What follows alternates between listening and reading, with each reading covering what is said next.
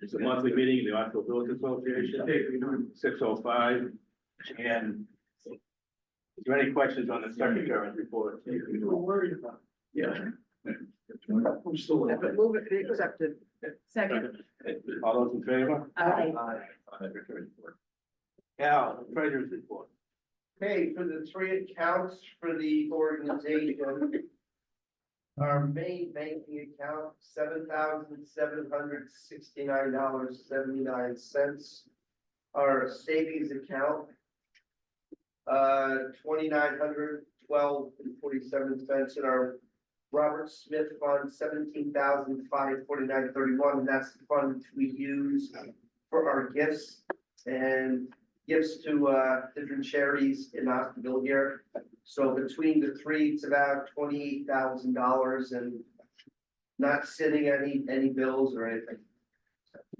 But it's important time of year. That's great, Al, thank you. Any questions on the treasurer's report?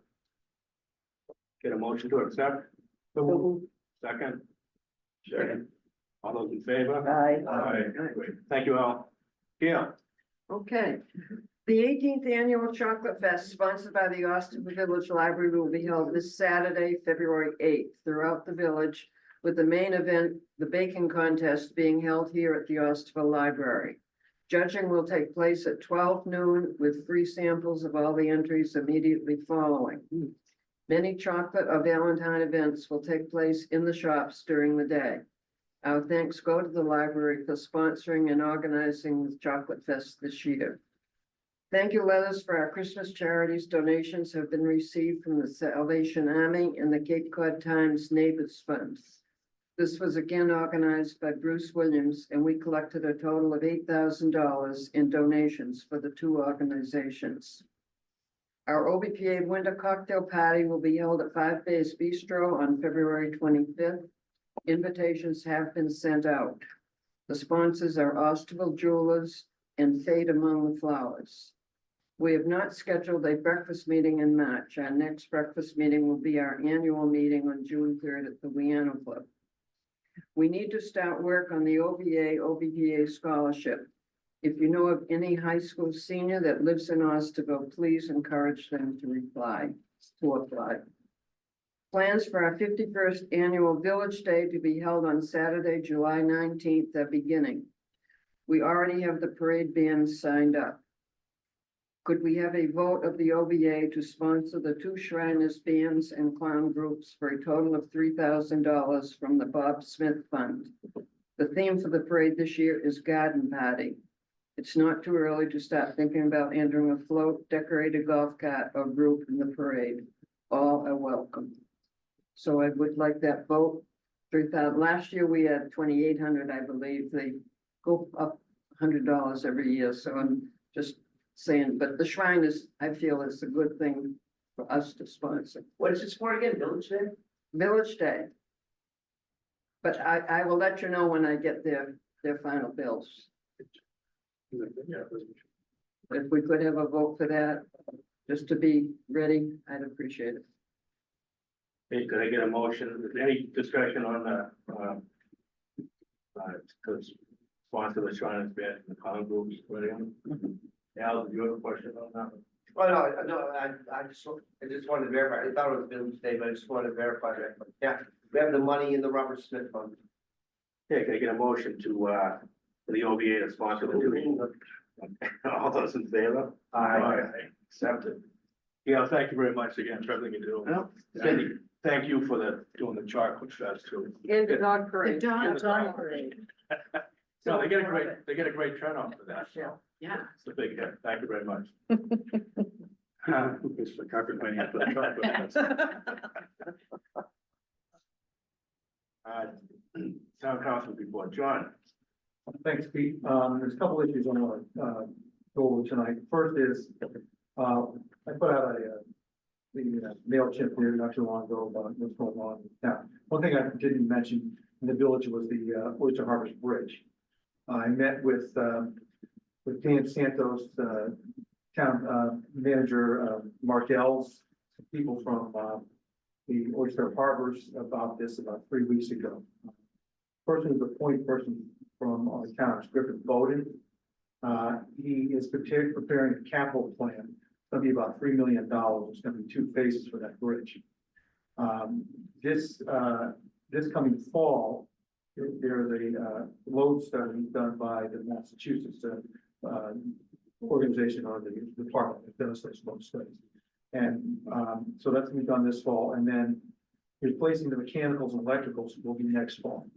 Okay, we've had a lot of issues with, a lot of questions from people in Oyster Island and also from Oyster Harbors. Little Island, Oyster Harbors, about what's going on with that. So they are working on a capital plan, and it has to be maintained. The thing's 77 years old. And what's happened is the town is now cracking down on deliveries going on and the weight of the trucks going over that bridge. It's not been done in a long time, but we found out that there's a number of vehicles that are going over that are way over the weight. Okay, that makes it very difficult for maintaining the bridge for the long term. We've got to make sure, and that's caused some consternation with Oyster Harbors people there about having to split trucks in 2 with loads and going over. There's something that needs to be done, and when they come back with the next year with the mechanicals and electrical thing, they're gonna re-evaluate the load limit on that bridge. We're not basically not saying that they don't think there's gonna be an increase in load. We just have to have the CDL drivers that go over that to be aware of it. And just like any other bridge out there, it's the driver's responsibility to know what they're carrying for weight, what their vehicle weight is, whether it can go over that bridge or not. And it's not so much safety, it's more about damaging the bridge to the point where it has to be replaced. So we have a long-term efforts to keep that going until we do need to replace it. But that's something that we have to keep in mind. So that's. So is that land there, is that town owned, is that? I thought that area like was mostly privately owned there. I'm not sure about the answer to that question, it's just that, The town does the bridge. the town maintains the bridge. Who owns it? The town, I'm not sure. Town did, Yeah, it's about. John, is the state has a small bridge inspection program. Yeah. I'm wondering, were they involved in this determination that it's, the weights are too great for that bridge? I think that was probably part of it. I think they, I don't know what put them on to. See, our police department has put somebody out there to actually check that, with a road check thing. They can weigh the trucks with a portable scale. But, weight limits are, I was a DOT driver, weight limits are just required that you have to, as a driver, and also the owner of those vehicles should know what can go over whatever bridge is in town. And there's other bridges in town that have lower weight limits because of those reasons. So it's just their responsibility not to take advantage of it. It's cheaper, of course, if they take 1 load than 3 loads, but that's just the way it is. It's something that if that bridge is damaged in some way because of an excessive load, then we're really a hot water. Yeah. Okay, and replacing that is something that's gonna be a long-term plan on doing so. But until coming up, we have plans to maintain it for the interim period, until that's necessary. John, on the mechanicals, are you talking about the study for weight and the study on the mechanicals, or actually are they gonna do some work on the mechanicals? They're gonna replace the mechanicals, So they're already, replacing mechanicals and electrical systems in that bridge. So they're gonna do that.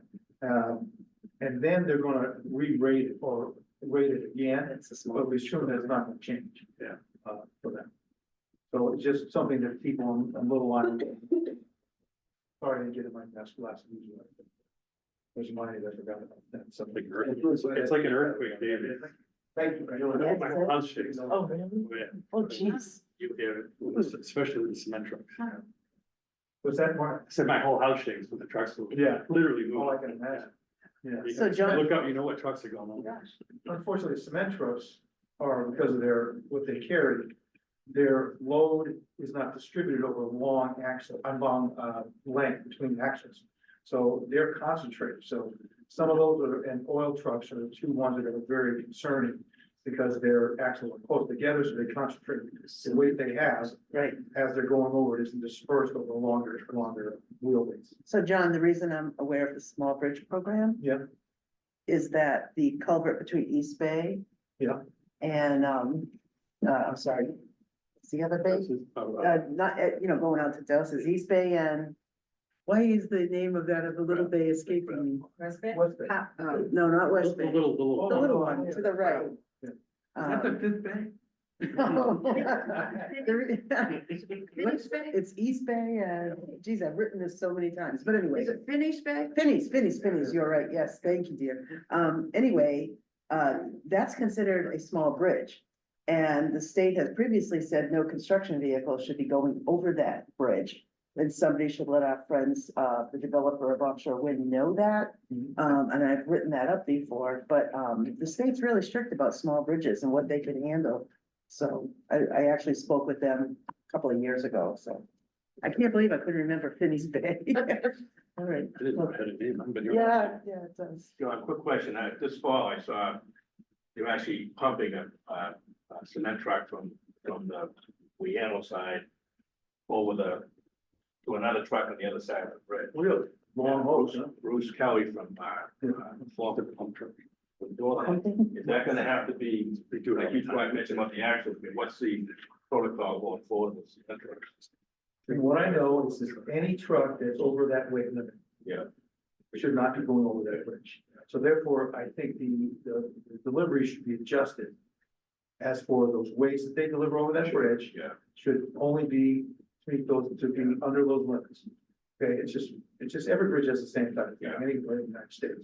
But this one is more fragile than, 77 years old. yeah. No, Okay, the other thing I want to talk about, this coming Thursday, we're going to have I don't be read sort of the first reading about accepting the housing production plan as put forward by our town. That is going to be voted on to go to the next meeting for the second read, which is February 27th. This is pretty important to our village because I want to explain some of the things. I've had problems with HPP from a long time, is that basically it's copied what the Cape Cod Commission plan is onto the housing production plan and basically onto the LCP that we're dealing with. I think the LCP might be adjusted long range comprehensive plan. The fact is they both read exactly almost the same on their recommendations. And just to let you know, is a few of the things that they're going to try to pass. First is changing zoning to have multifamily by right throughout all villages. They want to reduce, quote, dimensional requirements to encourage compact development. They want to redevelop village centers, use form-based zoning to add density and height. Okay, that's what they're doing in Hyannis, right down on Main Street. They want to reduce parking, developers are required to provide. And they also want to pay non-resident real estate investors not to Airbnb their investment properties. Now, plenty of towns and municipalities throughout the country and the world have put reasonable regulations of short-term rentals because of a number of reasons, taking long-term affordable housing off the market. Many of the cities overseas are being inundated with short-term rentals being bought up. They're hollowing out the long-term residents of many cities. And so there's a lot of issues with that. But these are some of the things that are coming up in this plan. During the ad hoc subcommittee on housing, that was brought up on one of our counselors, who was one of the persons that was in this, that created these stakeholders. She was a stakeholder creating these at the Cape Cod Commission, along with another person in this town who's on the LCP committee, the chair of the LCP committee. So they put this together, and mainly the people who were participating were advocates, housing advocates, realtors, lobby, and a bunch of other things. So what they're pushing down is what has been, it's sort of a bureaucratic package that they want to pose on our town from the regional point of view. And I have real problems with that. One of the first things that our town council did was send a letter back last January to the Cape Cod Commission saying basically, we will decide on our own land use policies here. We don't need the Cape Cod Commission to tell us. That's not their job. But this is what's coming through. This has been pushed around the ad hoc committee and pushed to the planning board, and they pushed it to the council. So I just want you to know this is important, and we should probably get people out speaking against this. Because these are the things that I ran to try to keep from happening. Okay, you don't want to form-based zoning in Hyannis. There's right now 3 to 4 stories. There's 4 stories in some place. I think we're going to try to get it down to 3.5. They want to do the same thing in Osterville. They have the same thing in Barnesville Village. Multi-family by right within a half mile of the village. This will change the character of the village. That's so that's something they don't want to have in true regulations in short-term rentals, which could actually cause many of these problems with our lack of housing that is year-round. So I think we should keep this in mind, and if we can get people out to speak against adopting that, and what we need to do is actually go back to the subcommittee on housing. We're working on some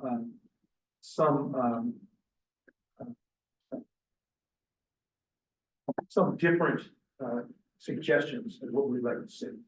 None of these are included, so it's something we've been talking about a long time here at Council Commission. So I think it's important that we discuss it. What is the process for distilling public comment, John? Well, in this process, there's not been any public comment. I think there's been 2 public comments on this. One was solicited by the planning department from No Place for Hate. The other one was a local resident that talked about the housing production plan. And the Cape Cod plan has absolutely no. I guess I meant for our LCP, which would incorporate Yeah, this into. Yeah. You know, the final product. And I just read all the comments last week, every single one of them. And the most common comment was, leave our villages alone. Yeah. By far.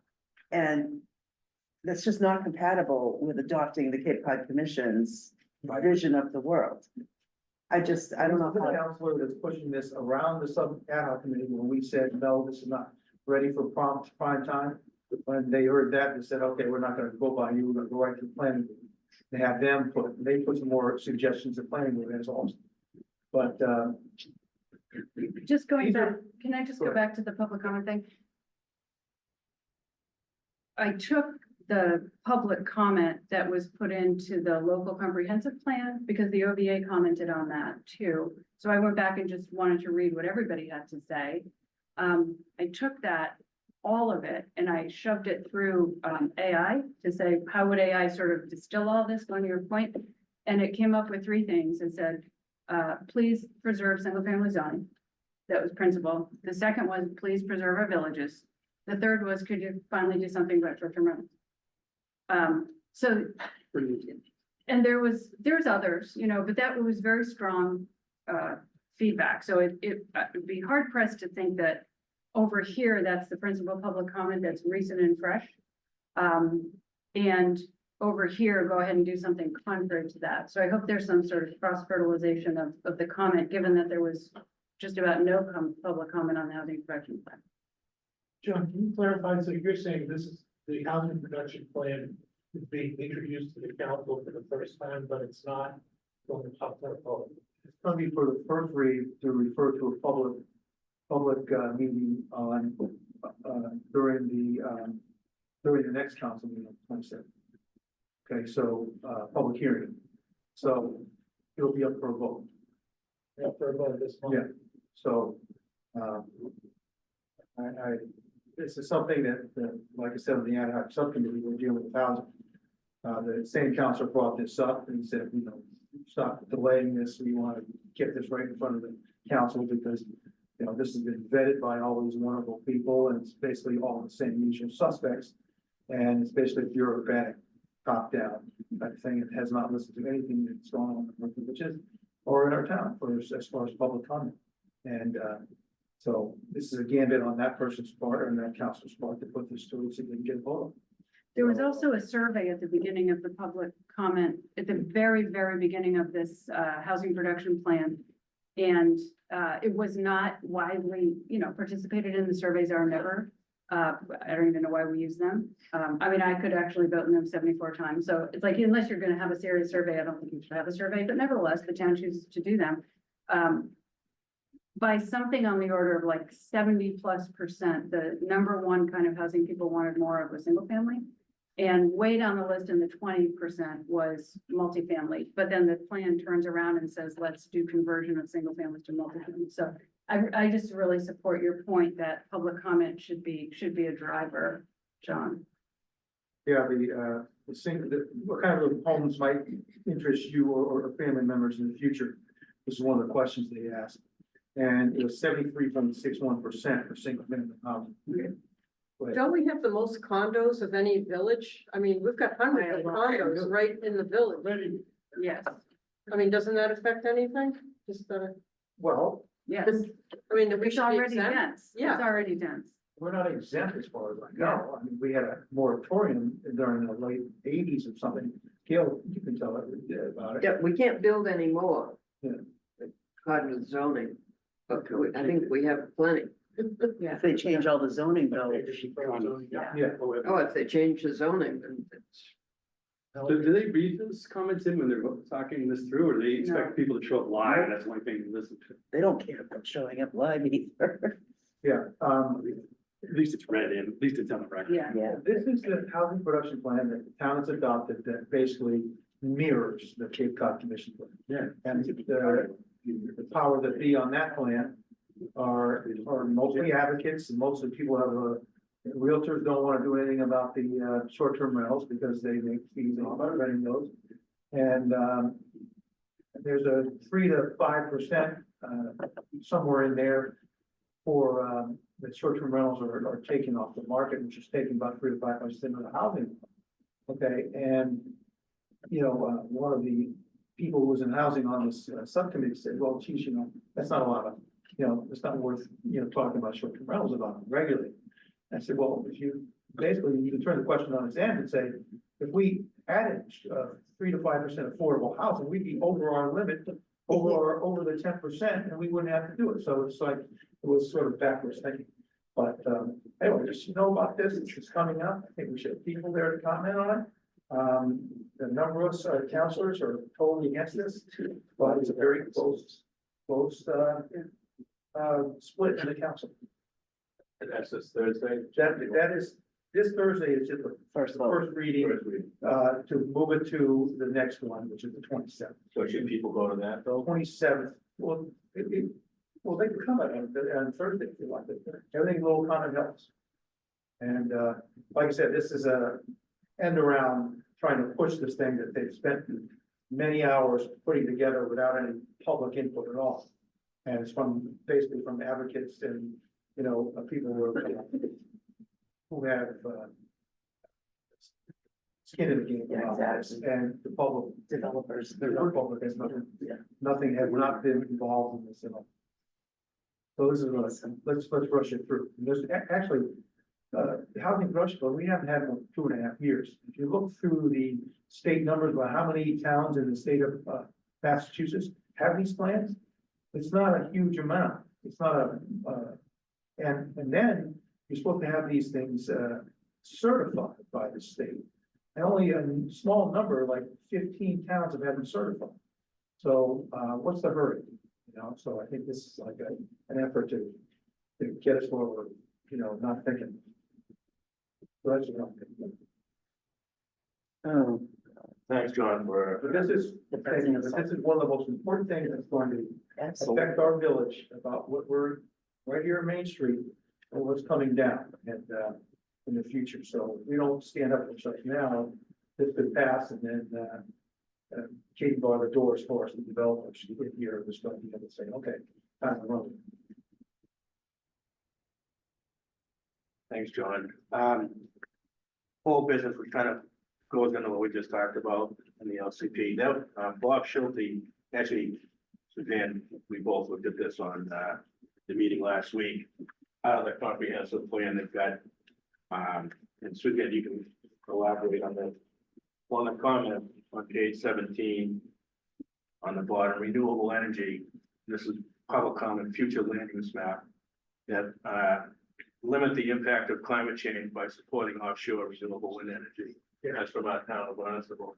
And there was, I think, Suzanne, you can follow up. There was one comment in favor and all the rest were if I'm not mistaken, were against that, that's what they come up with, which goes right along with what you just said. Part of the same problem, that was not, and also that was put in after they had discussed it in public and come up with their recommendations. And all of a sudden, this shows up in the plan later, Yeah. not through a public process. Right. So, Which is typical for staff. so we actually went to the LCP meeting last month, and someone noted that comment in the meeting. It was Bob They Schulte. said- They said that they would take it out. Oh, they did, They said that James Cook first said he'd take it out, or I think what he said was, what's that doing there? How'd that get in there or something? Well, I mean, Bob just said, you know, that shouldn't be in there, because obviously it's not true, you know? And so it's kind of like, oh, whoops, you know? Yeah, but who put it there? You saw that? Yeah, if members are, you know, putting stuff in, it seems like that's why we have public meetings. Oh, And, well, yeah. HVAC. Heather, did you have anything else on LCP? No, just carry on, vigilance, crisis, what do they say, democracy and freedom, all that? Maybe on the old business, Suzanne, maybe a little update on the Dowsel Beach. Sure, Thank you. we all were, very interested to see what President Trump would do on day one, as he had promised. And, we felt a little bit, disappointed in terms of how far he went. What he said was no further siting and permitting of any of these projects. All the lease areas, for example, that have been mapped out on the fishing areas all around the Cape. He said no more, leasing, no more siting, no more permitting. And this morning, Representative Chris Smith from New Jersey had a press release that said, despite being told no more siting and permitting, BOEM continues to site and permit.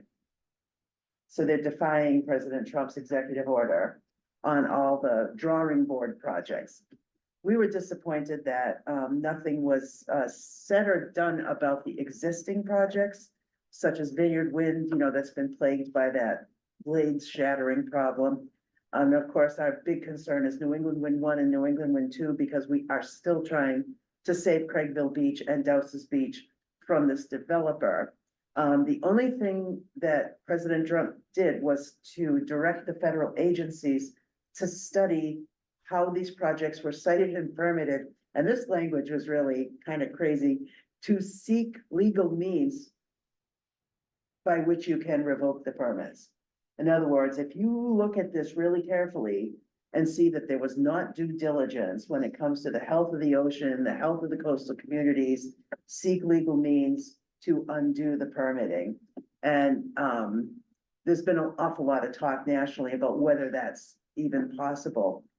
I think the more likely scenario to save us all is that these projects are going to collapse under their own weight. If a lot of the federal loans, I did look into this, the federal government has loaned money to these projects, grants and tax credits are somehow clawed back. That would make all of these projects not financially viable. And that's what we're really putting our hopes in, that more than the federal government's going to pull the plug on New England Wind 1 and 2. Things we've learned lately, for example, and I'm not sure the people in Centerville understand this. If Avangrid has their way, every single tree in Centerville along the route they plan, all the way from the Centerville River to Route 28 will be gone. Every single tree along their route, okay? And that's gonna, of course, kick off another round of environmental investigation, hopefully by MEPA. But can you imagine a village stripped of all of its, 200-year-old trees, and they have no problem, planning to do this? The other thing that was brought to our attention by a member of our group, Pete was there, is that if you look carefully at your homeowner's insurance, it says very clearly that they will not cover damage from EMF. Now, it is a fact that even though Avangrid told us the EMF from their cables and their duct banks would be not discernible at all, we, three of us have bought at our own expense EMF meters and have taken readings that indicate that the EMF being generated even by a handful of these things and the parasitic power they're drawing out to the ocean now are far and away, way above what Avangrid claimed it would be.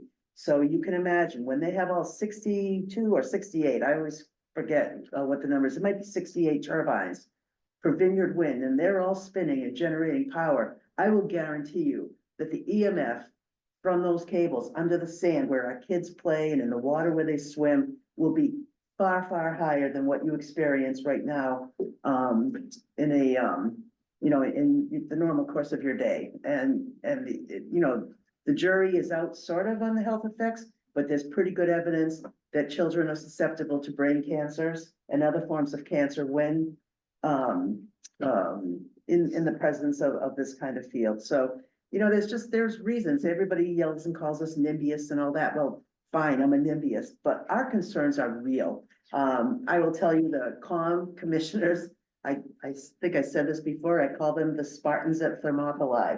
They're holding off Avangrid. 3 guys are saying, wait a minute, we have a problem. There's a thermal overload from these duct banks. And we're really worried about the water delivery, drinking water delivery system. And they're forcing Avangrid to negotiate with them in public, which this is not something Avangrid's used to, believe me. They don't like it at all. They haven't been around lately, Pete. No, not until March. Not till March, but we're hoping they never come back. And the final thing I'll say is this, the state postponed the signing of the power purchase agreements. They were supposed to be signed in January. They now postpone them to the negotiation has to be over by March, the end of March. And they're saying that in May, they will sign power purchase agreements. Well, today, the governor of New Jersey came out and said, we're not signing power purchase agreements with offshore wind. It's way too expensive. The consumer cannot bear the cost. It's measured in what's called kilowatt hours on your bill, transmission and generation. Well, I think people would be in for a shock if they knew what's being negotiated.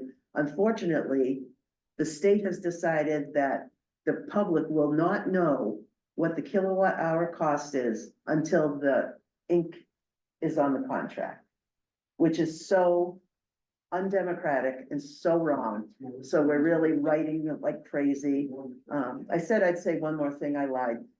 We're also fighting, the Secretary of Energy and Environmental Affairs is rewriting the policy to administer Article 97, which, as you all know, I've said this before, is the constitutional amendment that protects Dowses Beach and Craigville Beach and all public lands. And what they're doing is they're gutting it. And now, I don't know how they can undo the Constitution, but they're doing it. They're trying to. So there's a huge backlash right now. I had a long call with Mass Fiscal Alliance. They're aware of this. It's a major policy question. And we're really, we're pushing everyone. Call the governor's office, call the secretary, write to your representatives, especially Representative Exaros and Representative Diggs, and tell them that this must not happen. I submitted a lot of comments, and strangely enough, the first thing I pointed out was the Public Lands Preservation Act was passed in November of 2023. You were given 18 months to redo the policy. You missed your window, like by months, by a lot of months. And I said, as far as I'm concerned, I wrote on behalf of our group, as far as we're concerned, the current policy should remain in place. And the current policy allows for a home rule petition. So in other words, the 2/3 vote by the town council, gone. So the towns will now have nothing to say about if a developer comes in and says, we want your beaches, we want your parks, we want all your public land, we want your fisheries. The towns will have nothing to say if these new regulations are promulgated. So that's the update. It's nothing really happy yet, but we're fighting on. Our court case is still going on. The judge hasn't thrown it out yet, but we're still trying to get the easements from Article 90 for Craigville reconsidered because of the way they were signed. But that's it. That's a lot of, that's intense, Suzanne. Thanks for everything that you're doing. Really, really important stuff we're talking about tonight, yeah.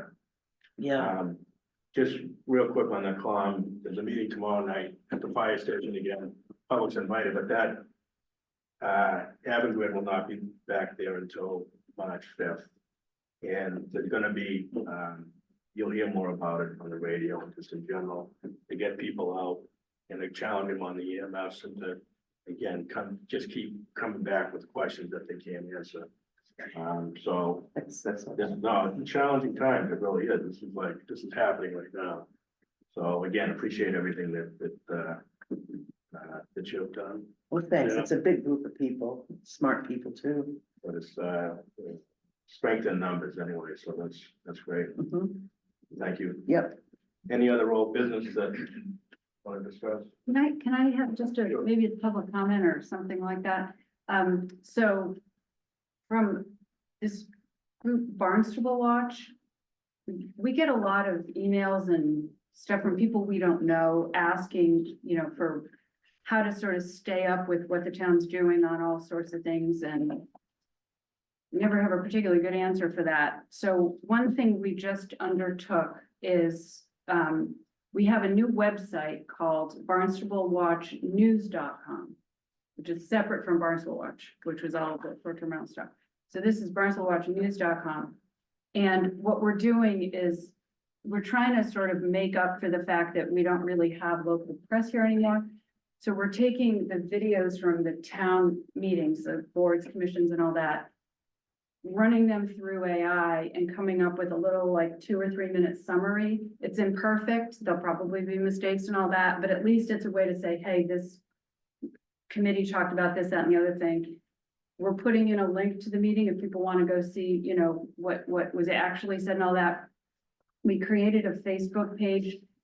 It's going to have no opinion, no slant, no nothing. It's just straight up, this is what was said. And even on the Facebook page, we're not gonna have any comments because it's not for that. It's just to help get word out. So it has no followers and no friends and no likes. can we push it? Yeah, if anyone, we just set it up, got it sort of final over the weekend. Oh, So we're just trying to get a little word out if people want to tune in to see what went on. And, some of these boards and committees that have sort of benign names are doing really important things.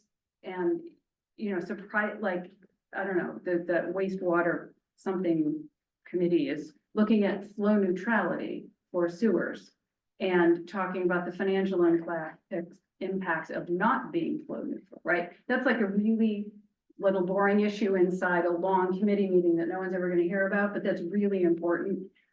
So we're just hopeful that this, helps, get some word out there. That's it. Thank you, Heather. How are you gonna announce it as far as we know about it? This is all I got. I'll like. We'll spread the word. No, that's I'll really try to, important. Put it in the Cape Cod Times. yeah, we'll try to just like, Yeah, there you go. Yeah, OVA website. yeah. Oh, because you're right, because there is no coverage. I mean, the There's just Patriot, nothing. Patriot used to be to some extent, which is, Yeah. that's a whole different paper now, we don't know. Yeah. But, no, that's excellent. So, make people aware of what's going on. Can I ask John a question on another Yeah. subject? John, what's the story with, private roads? it's a long, long story. It's a question of what the town is now doing is they've compiled a list of private roads that really are, the public uses all the time. You would be surprised at some of the roads that are on there that are technically private roads, but, it's like going to Finney's Lane. I'm not saying Finney's is one of them, but it's like Yeah. some major stuff is a private roads. And so what the town has decided to do for now is to take some of those roads that they consider that are, in need of repair and should be maintained at a certain level because they're high traffic areas.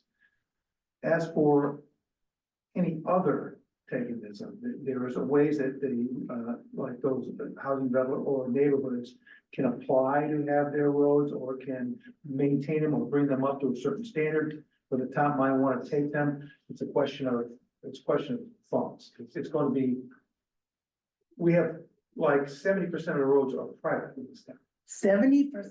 Yeah, I was like floored. Yeah, so 70% are private. So if we take them all over, it's gonna be a huge budget buster about maintaining them. But the town has decided to take 20 or 30 that are like the most traveled roads and take those over as the town. Is there a list that we can access of the ones, or do Yeah, we have to ask? there is. I We don't have to know. ask Mr. Ells or Well, you DPU, call up, you can ask the town and send something to Dan Santos. Dan Santos? He'll probably give you those roads. So if you live on a private road that is not taken, you'll still get sewer if the town insists on it? Yes, and Oh. then you have to hook up to it. Yeah, yeah, Pay the fee to hook darn. up to it. So anyway, That's good. it's a complicated issue about whether neighborhoods want to try to become a public road so that they can services of that. But they have to come up with certain standards on those roads. And those will be, in order to come up with standards, that comes down to your neighborhood. Right. Pulling together resources to do so. And the town took over from the county Bumps River Road? Is that a done deal? I don't know the answer to that question. I'll check it out. Because suddenly there's lights on Bumps River Road that were never there before, Yeah, so I'm wondering. All right, thank that's you, a John. highly traffic road, because people usually there's bypass. Yeah, yeah, exactly. So, Thank you, John. no idea. Thank you. Anything else under old business? that we can Talk about? Chuck, did I miss anything about private roads you, no, He knows all he does. Private road. Having show screen, we were talking. What did Chuck say?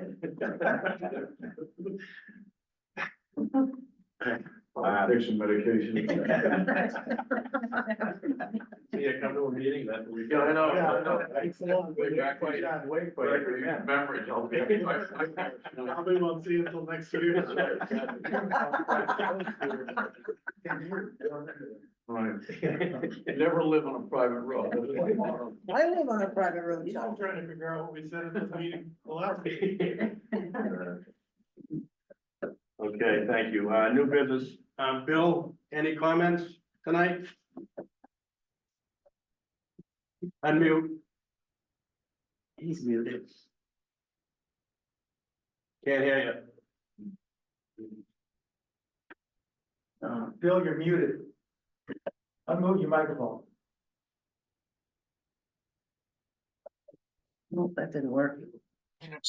This is Rick. I have no comments. Hey, Rick. Oh, hi, Rick.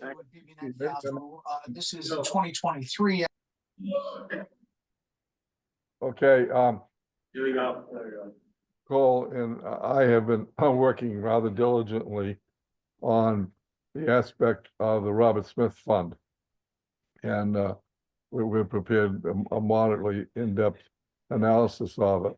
And what we'll do is at the next meeting, we request to present the ideas.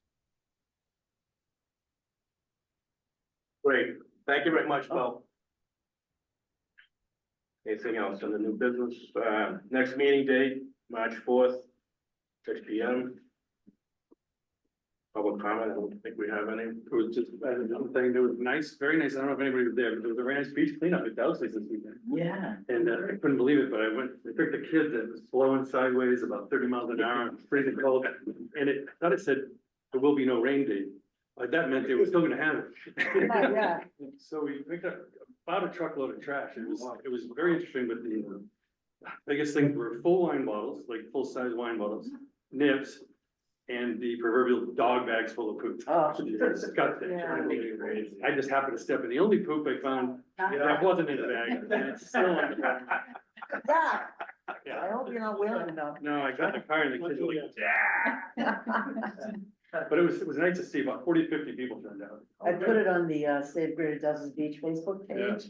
And, So there's 5 groups Yeah. that were there to sponsor it. Yeah, I saw that. AmeriCorps, Barnstable Clean Water, the Fishermen's Association, Yeah. Barnstable Shellfish, not Shellfish, Barnstable, one of the Barnstable groups. The shellfishers, right? Well, the private shellfish group, but the town sent the pickup truck from Natural Resources. Right, natural resources, yeah. There was one like with the. Yeah. But it was nice. Oh, it was at Barnstable Land Trust. Yeah, So that's, it's- yep, BLT. Nice to see. It's great. Good. Is there like a sign down there that says, you bag your dog's food? It's awful what people Think people do. would do it. For one thing, they use the receptacle for trash. We had the same problem. Yeah, and then you can't, Yeah. there's, so that they take the bags with the poo and just put it on the ground and it piles up and, Well, they just come from in the woods too. It's. oh yeah. and they It's like, leave why it do you all bother over to the bag place. it? Bag it, right. That's good. Bag it and drop it. I really want to find the person because they're gonna have a truckload of poop bags. Oh, then you have the people who pull up, where the rocks are there. And they just open the door, let the dog go do your business. And then That's sad. it's very sad. It kind of spoils it for everybody. The nips are prevalent. There are thousands of them. Yeah. Take a picture of the license plates. Yeah. I actually did and sent it to, the beach department. This woman kept coming up and just every noon, let her dog out, crap on the beach, and then the dog got back in the car.